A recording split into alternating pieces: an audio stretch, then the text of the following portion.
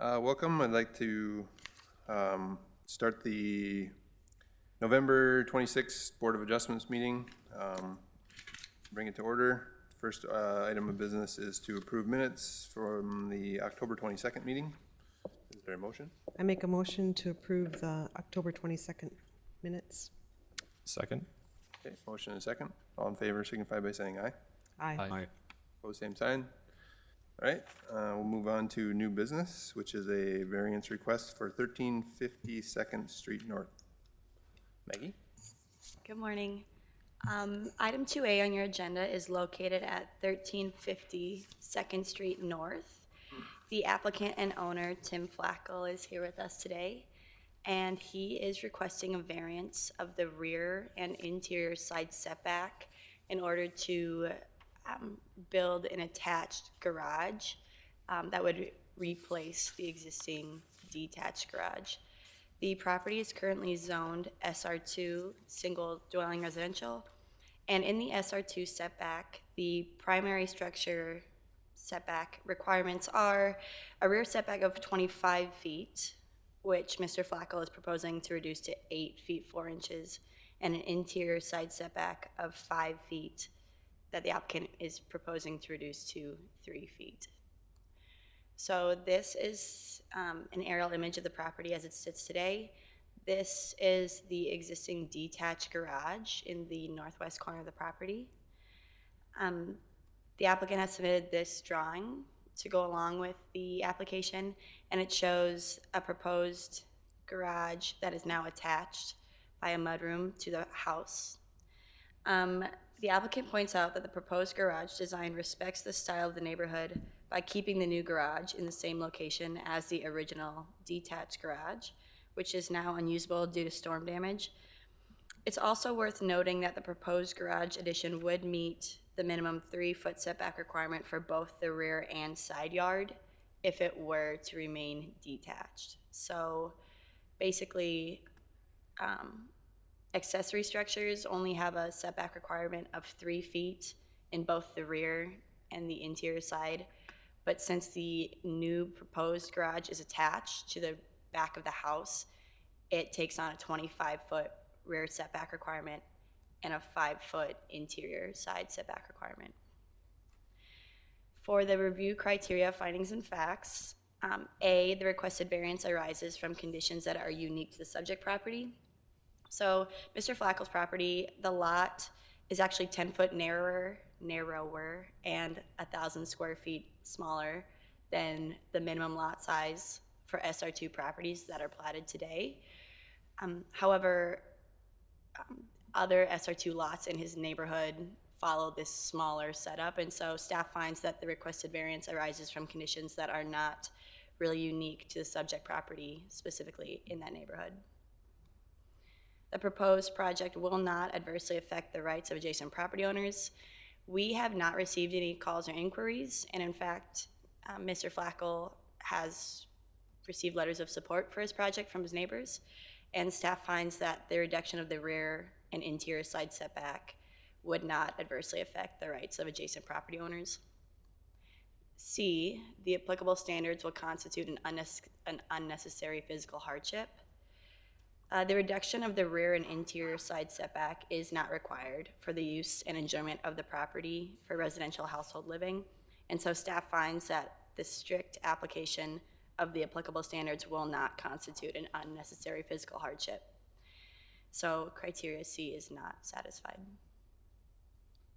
D, the proposed project will not adversely affect the public health, safety, or general welfare. Staff has no reason to believe otherwise, so criteria D is satisfied. And E, the variance is the minimum variance that will overcome the hardship, and staff agrees that the proposed variance would be the minimum needed for the project, so criteria E is satisfied. So with that in mind, our recommendation is to accept the findings of staff and deny the requested variance to allow a reduction of the rear and interior side setback in the SR2 based on the fact that criteria A and C have not been met. I'd be happy to answer any questions, and also the applicant, Tim Flackel, is here as well. Is there any questions for staff? What is the logic behind the additional setback if the house or the accessory garage is attached by the mudroom? Having it be attached just makes it part of the primary structure, and so these greater setbacks just are what is required for a primary structure.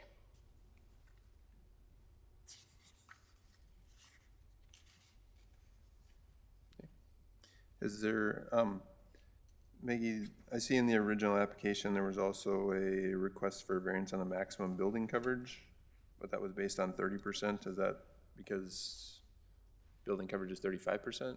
Staff actually found that the way we calculate building coverage and how it was initially calculated by the applicant's team, they didn't need that request after all. All right, thanks for that clarification. Any other questions for staff? No? All right, if the applicant would like to address the commission.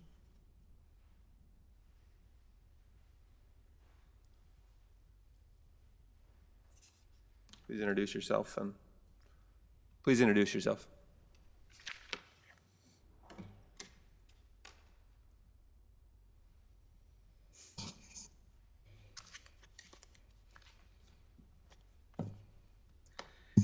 For the record, I'm Tim Flack. I live at 1350 2nd Street North in Fargo. I've lived in the residence for approximately 23 years to date.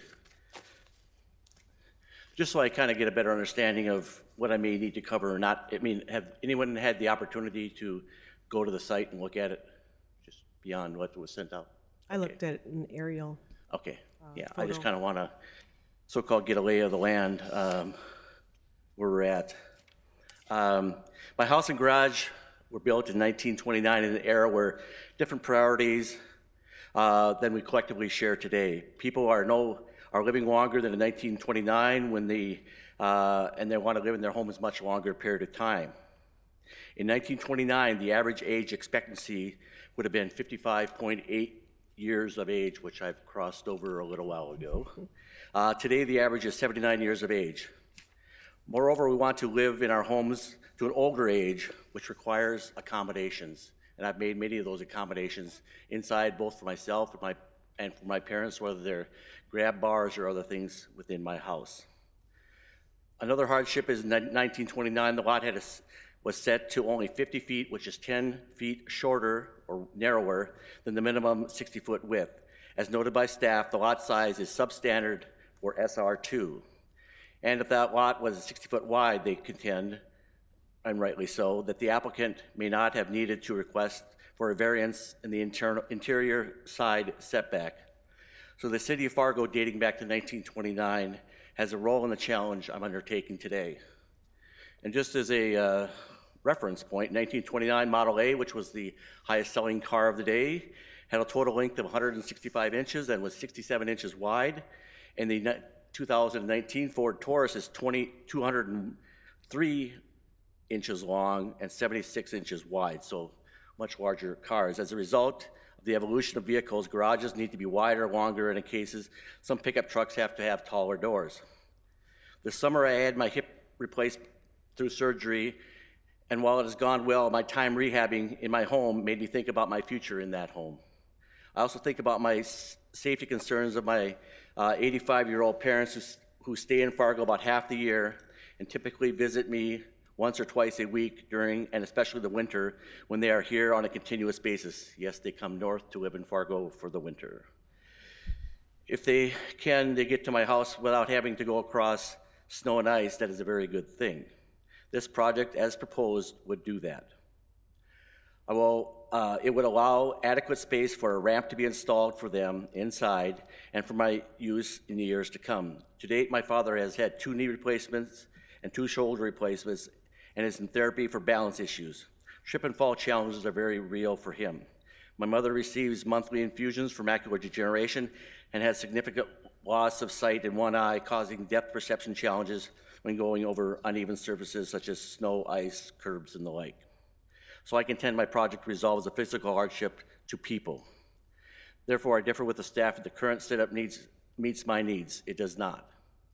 Not many people would be content with a one-stall garage which leans from wind damage and is approximately 18 inches lower than the grade level of the house, so the water runs in there in the springtime. In addition, if I did not have to haul my laundry up down to the basement, it would be a nice improvement and reduce the opportunities to fall down the stairs. That is one of the top issues and the biggest fears that seniors face. With that in mind, I thought it would be helpful to add a small laundry and mudroom to the main level to the west side of my house and an attached garage to this SR2 property. Currently, my 1929 garage is about 3 feet from the neighbor's property line and about 6 feet from the concrete apron of the alley. I would like to remove the old garage as it is too small and is compromised physically, including leaning due to wind damage, and build a new attached garage. Currently, my situation requires tandem parking with only one way in and out. That causes juggling of vehicles when more than one vehicle is on site. My proposal would remedy that challenge. Note, one night I left my car out in the street a few years back just because I was sick of juggling the cars and didn't want to bring it in the evening when it was cold, and my car was hit on the street by someone coming home after midnight. What I am proposing is an attached garage that will be farther away from the alley than the current garage and an equal distance between my garage and the property line to the north. Both my neighbors, and if I could have staff, including, you have a letter from Chloe Tobola, who lives to my south, and Kim Anderson, who lives to the north, have written and provided comments in support of the project. In addition, others have signed off in support of the project, and not one person has protested this project. I agree with staff who concur that this proposed project respects the style and beauty of our Northside core neighborhood. All of us want neighbors who care about their properties, and this project is one way I'm working to reach that shared goal in one of Fargo's great core neighborhoods. This project would automatically be approved if it were detached, as the setback for those is 3 feet and 3 feet as described earlier. In fact, if it was this far attached, less than a pencil width detached, it would qualify, according to staff. But because it is attached, it requires a variance. I would also note that the overall coverage is under the threshold for the building lot coverage, so that was not an issue. And to the question earlier, there was some old stuff that was still up on the website. That's why we had some incorrect information when we filed the variances earlier, but I think that's been resolved. Okay.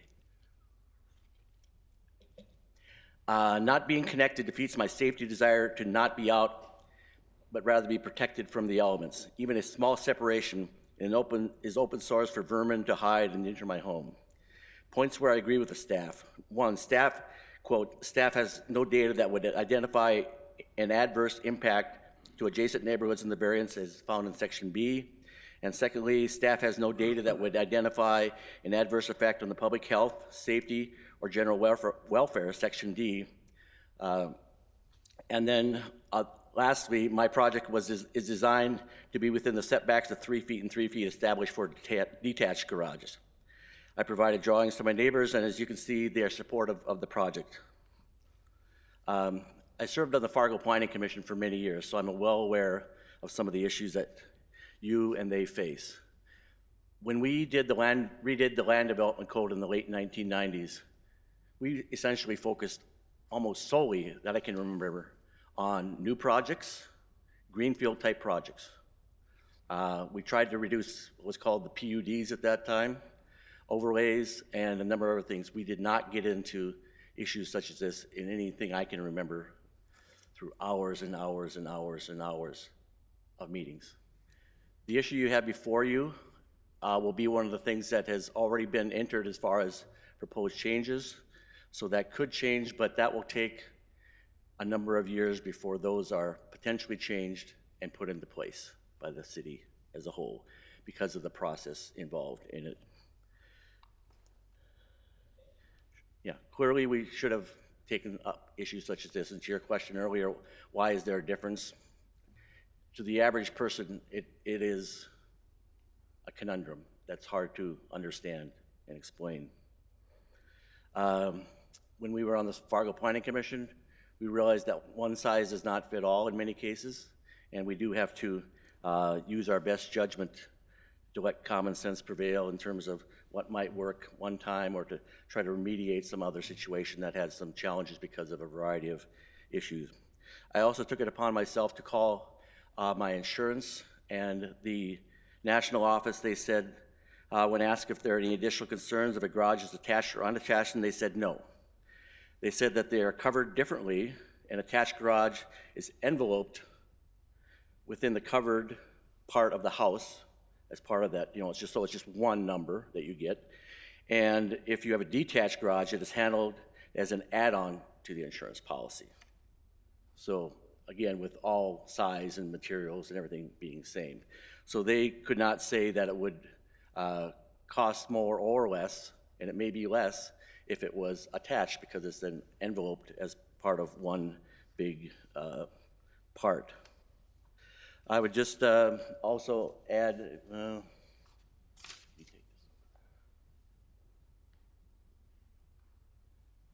so the letter you have there in front of you is one from Coy Tobola, who lives to my south. And then maybe if I could just have you put the first screen up there. That's my backyard, and the only reason the garbage can is there is just to show you perspective, to show you that it is relatively close to the apron of the area. We will be moving that farther away from the alley as proposed. And if you could turn to the second one, please. That's the little garage that I have now. Again, it's not possible to get a car in there anymore. And if you could move to the third one, please. Just to show you there's, yeah, you can see some of the damage that was caused. If you look at the header of the garage and look then at the break in the hinge of the door, you can see that it's leaning, and actually there's a torsion on it. It's leaning this way on that side and leaning the other way on the other side, so I'm not sure how long that'll work well.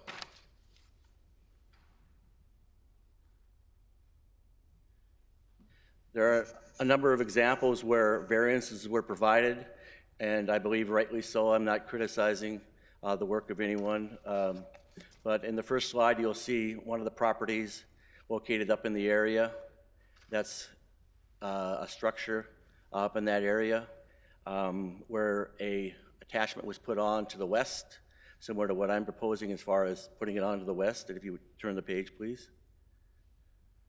And I may add that city staff has been great to work with, and I applaud their efforts and their help throughout this. This gives you another perspective of where the addition is, and then the view from the alley, and then finally the third and last slide, please.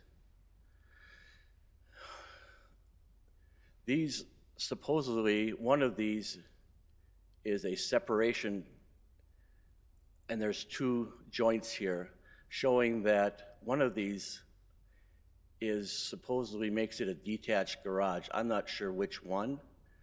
It may be the right one, but anyway, that lot would have had a variance for overall size. I'm not asking for that. I still want plenty of green space. That's important to me for grass and flowers and trees and the like. So I'm asking you today to please don't put a roadblock in my desire to stay in my home and improve my property. Many lots have variances for coverage in my neighborhood, but I'm not asking for that. My lot will have significant green space, as I stated earlier. I hope you support and will join my neighbors in supporting the project. And I would be happy to stand for questions and do my best. I did bring our architect in case there was something that is tough to answer. So, Well, thank you. Is there questions for the applicant? I have a question about coverage allowed. Did the 156.5 square feet of overage, is that no longer considered overage? Tim, you kind of alluded to that. It is not, but I'll let staff affirm that, because when we submitted, that was my believed to question be the earlier. issue. The way they calculated it wasn't the way the city calculates it. So I think when the city calculated it was below the allowable. Yeah, maybe just add some background information here. The current requirement, I believe, is 35% building coverage. That was recently an amendment to the Land Development Code within the last couple of years. And so I believe when they were originally looking at the code provisions, they came across an old version of the LDC somewhere online, and we're using the old percentages of 30% as opposed to 35%. And that's why the initial request came in for the variance to the building coverage, but it was found that they did not need that variance. So the exhibit that we have says 30% coverage allowed, which equals 2,100 square feet. The proposed coverage is 2,256. And what Aaron's saying is that 30 is wrong. It's actually 35% of the lot area is the allowable. Okay, okay.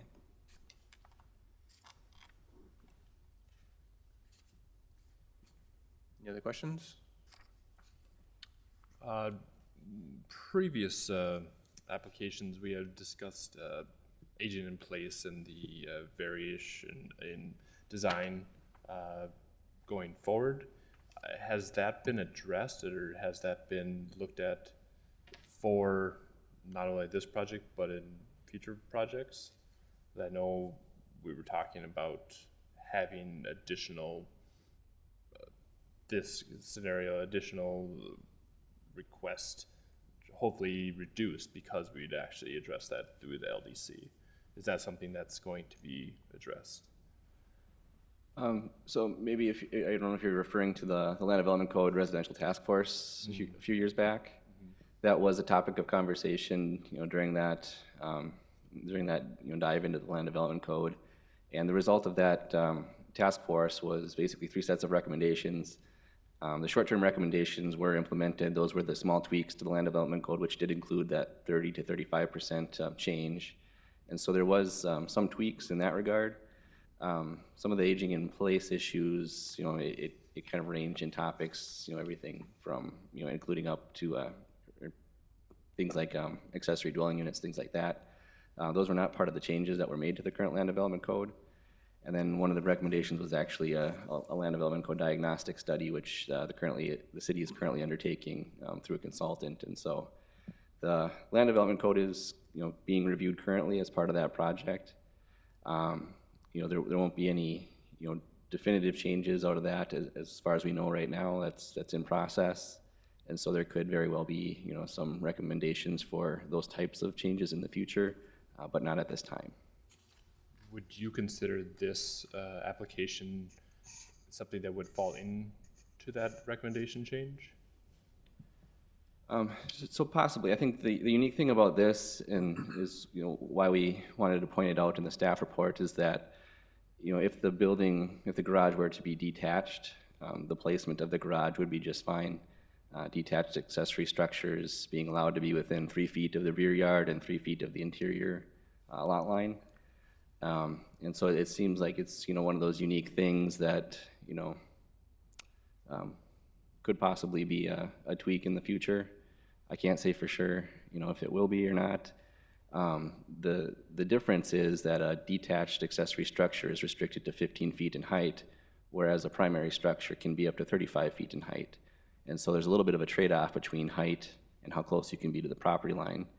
In this particular case with this application, it's intended to be just a one-story garage, and so I believe the applicant has confirmed it would be under that 15-foot height that would otherwise be required for a detached structure.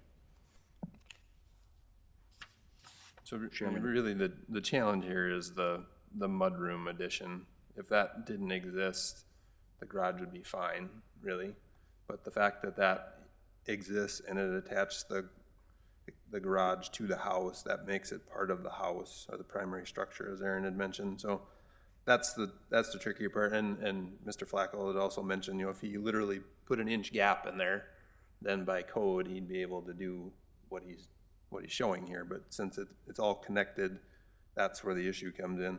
So, and Aaron had alluded to the Land Development Code diagnostics tests or activities that are going on. They're looking at a lot of this stuff. I mean, the tricky part that we're in, we're here to determine if the structure meets the setback requirements. If it doesn't, is there a legitimate reason for it? I mean, you've given several reasons, health issues, safety, things like that. But, again, the trouble we have is if we approve this variance, I mean, we don't want to influence that task force or that land development code diagnostics process. I mean, potentially this could set a precedence. What you're proposing is pretty minimal for that connection, right? But if someone else came in and said, well, I want to do the same thing he's doing, but I want to, make that much bigger, and basically have a nice long house, we're kind of stuck with, well, we've approved this other variance, so how can we not approve the second variance? So it's a little tricky for us to approve variances, and especially since we have a strict set of guidelines that are set out for us. So I mean, those are my comments, I guess. Anyone else? Are we taking comments from the board? Yeah. Okay.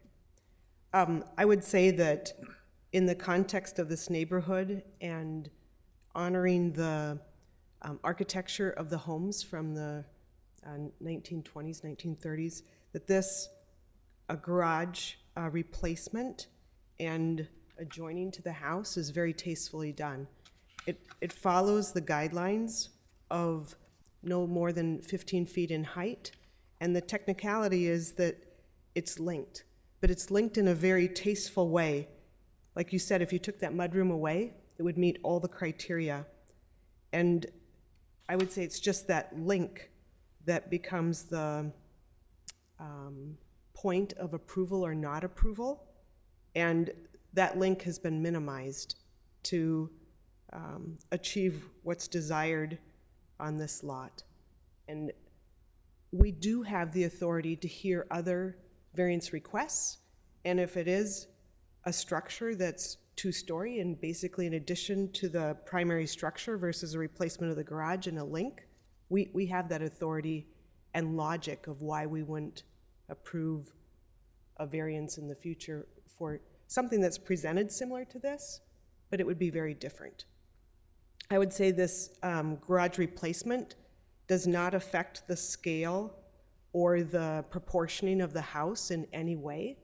The example that was shown earlier, I would say, is a true distortion of what's intended or what's allowed. We're not quite sure what it looks like. We haven't seen any renderings or anything, right? I haven't seen an elevation, but I understand that the roof height is 12 feet measured mid-slope. And that was going to be one of my questions, but they did answer it.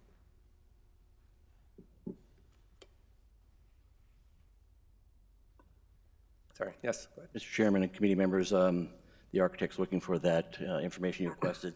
One of the impossibilities is if we would move the garage right up to the current sunroom on the west, you can't make the turn from the street into the garage because the setback and where the steps are does not allow that to happen, even with the 3-foot setback, according to architects. And Mark's here, he can confirm that. And it is 12 feet, as Deb mentioned earlier, which was asked for by staff. That's the only reason I know it, to the peak.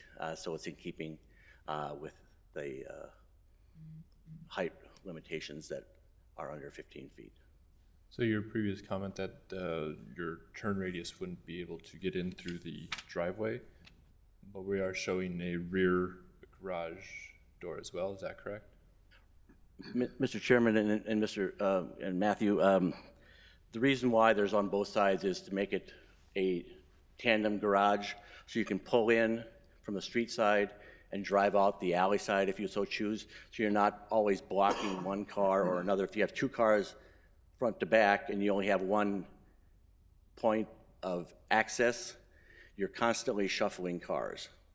Because oftentimes, the first person that gets out in the morning may be the first person that's home at night, or vice versa, or the kids go to school later, or a variety of those other issues. So on the one side, it is a tandem And then the other side is alley access only, again, because there's not a through access, because through access would put you right straight in the middle of the sunroom if you were to drive out of there.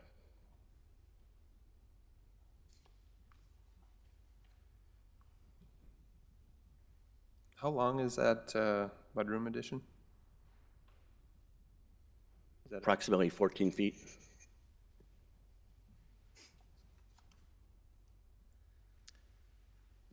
So has there been any consideration of moving that closer to the house, eliminating the mudroom, or somehow incorporating that into the garage itself? You know, you had mentioned you wanted to have a ramp or something. Could that, if the garage was tucked up to the house, could the ramp be actually part of the garage? You could potentially widen the garage, then have a stall on either side of it or something. Well, the one portion of the garage will be where you would go down steps or a ramp, so we're already using that for So that purpose. the ramp is inside the garage, not the Correct, mudroom. correct, yes, sir. And we did look at a variety of other options of having the mudroom, but then it would, because of, you also have to get the driveway, it would make the mudroom only like 6 feet wide, which, I guess my question is could the mudroom be enclosed in the garage? You know, if the garage was pulled up to the house, potentially widened a little bit, could the laundry, because it basically is laundry and stuff, right? You wanted to have the laundry in there, could that be incorporated in a room, a heated room in the garage or something like that? well, the problem is you still can't make that turn into the garage. then. Which turn are you referring to, from the If alley you're coming or from the street? into the garage, you know, if you move it up, that you can't make that turn. Sure, from around the house into the garage is what you're saying? Correct.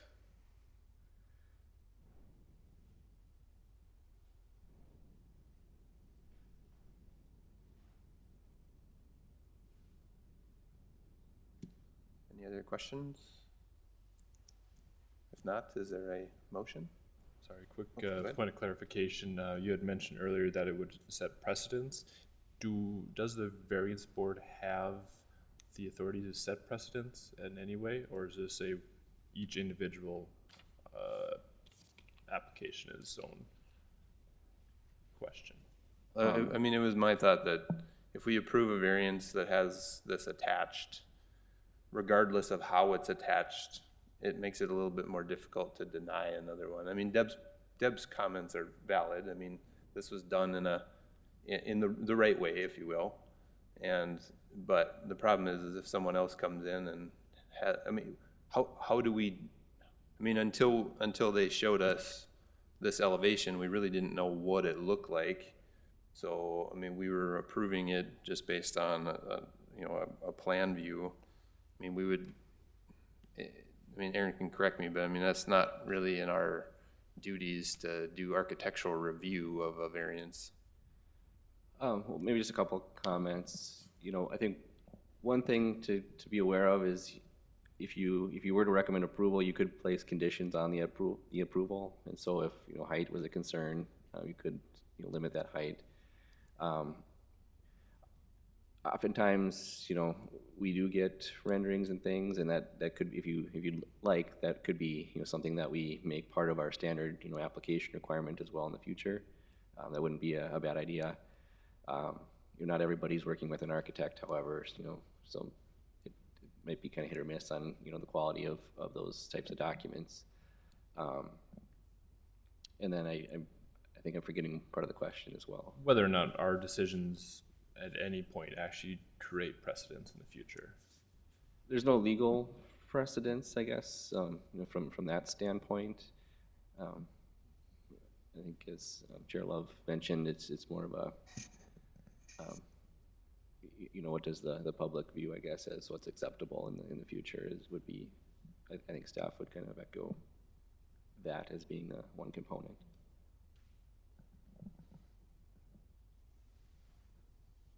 I mean, if there are concerns about precedents, I guess, I mean, there's always the appeal process. So if we deny one and approve another, they always have the ability to appeal it to commission for a final decision. But Any other discussion? Is there a motion? I make a motion to approve the variance, or to approve the, sorry, to approve the staff recommendation to deny the variance request. I think the motion you're looking for is on, yeah, page 2 of the staff report, that one. Make a motion to approve the staff recommendation to accept the findings of staff and deny the request variance to allow the proposed addition to encroach into the required rear and interior side setback area in the SR2 zoning district on the basis that the review criteria of section 200914E1 A and C have not been met. The motion, is there a second? Second. So just for clarification, this motion is to deny the requested variance. Any discussion? So if we were to propose an amendment to the recommendation, is that now or after the vote? Well, the recommendation is to deny the variance. Are you, I guess, what's your I'm proposing that, proposed that revision? the recommendation or the vote be based on some design criteria. And the amendment would read that the board would consider approving as designed with the roof not exceeding 15-foot height, that the garage addition is designed in scale and character and proportioning of the main residence, and the attachment is minimized to just meet the needs of the applicant. So I think procedurally we would, since the motion is to deny and essentially yours would be to approve it with conditions, I think we would vote on the motion, or I guess if there's a withdrawal, but I'd say we vote on the motion to deny, and if that fails, then we could entertain another motion. Okay?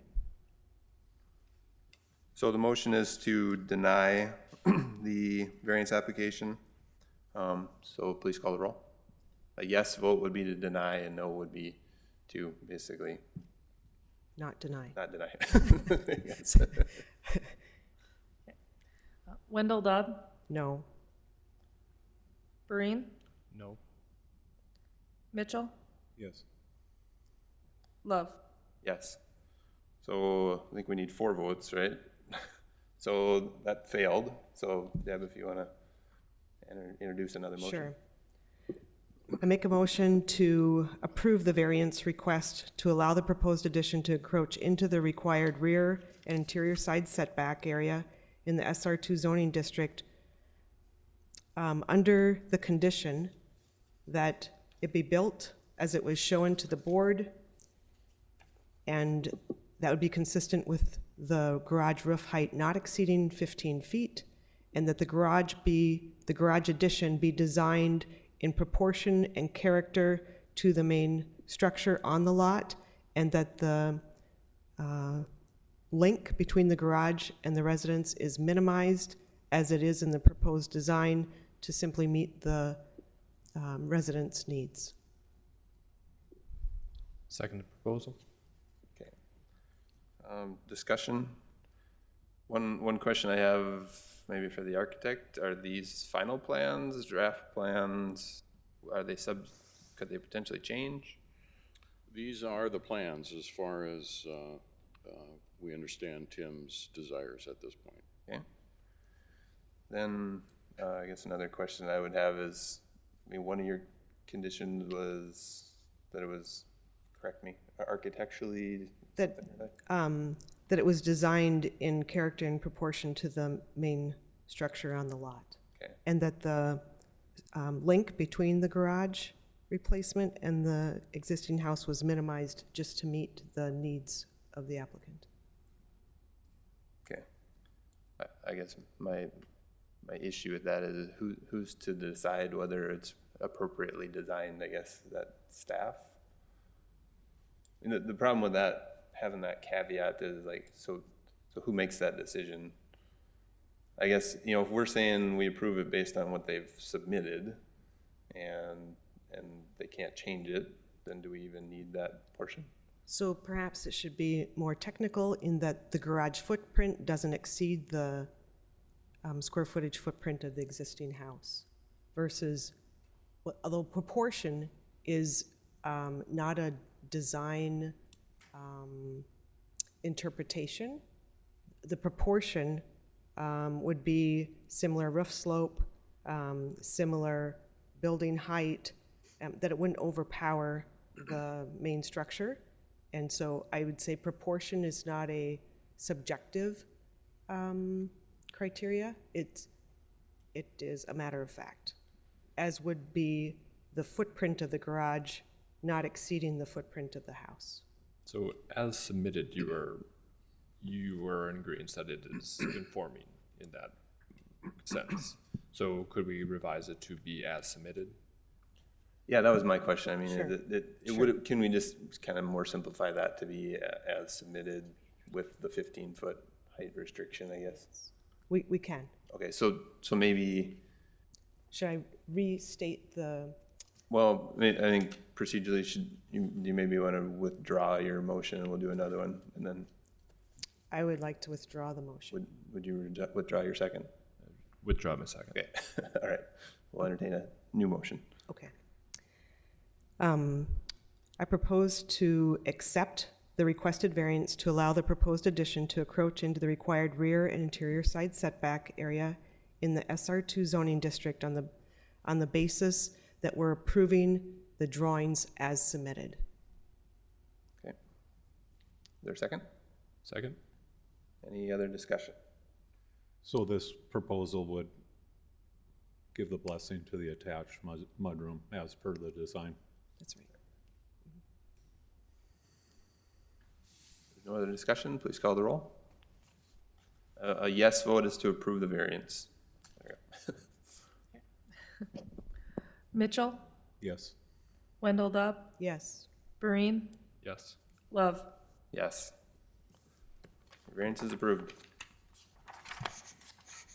Yes. I would just like to thank again both the staff and the board for digging into this and really kind of ruminating and trying to figure out what's best for the city of Fargo. So thank you. And I too hope that we have no more drawings because I've already spent about $12,000 to $14,000 on these. So I'm running out of design money. So I think having said that, what we brought is what I believe is a very nice, appropriate design, and we're happy to go forward with that. And thank you, and thank you on behalf of my neighbors too, who are excited about this. So.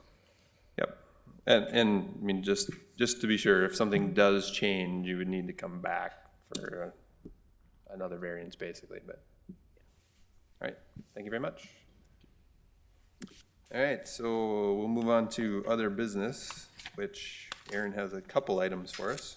One, he handed out our proposed 2020 schedule, so this doesn't require any action. I think it's just information, right?